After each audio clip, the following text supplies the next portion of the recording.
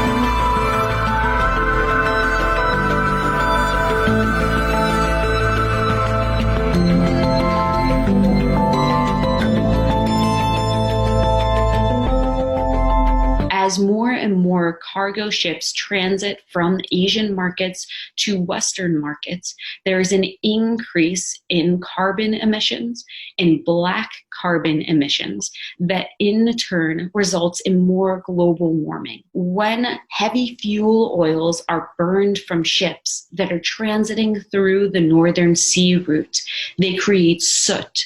And that soot that's black covers Arctic sea ice and snow that then absorbs the heat from sun's rays and melts it much quicker.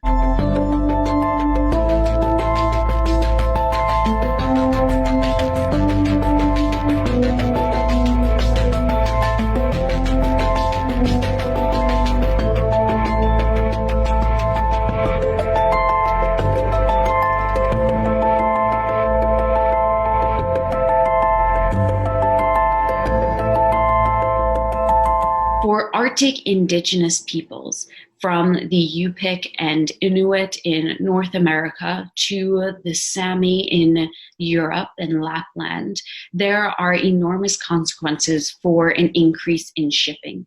Their sovereignty as nations has not been recognized in negotiations for the ships that are coming from Eastern to Western markets.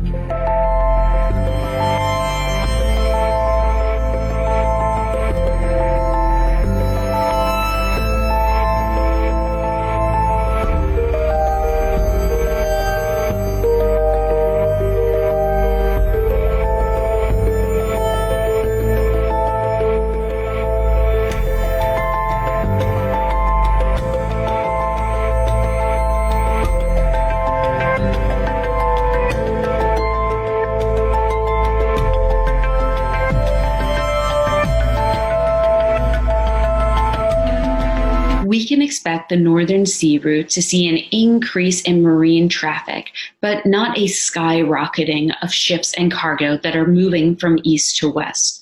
And that's because of uncertainty. Even though we are seeing sea ice melt, that does not mean that all ice is diminished in the Arctic. There are still icebergs and ice flows that ships have to contend with, and those make it more uncertain and more dangerous for ships to transit through.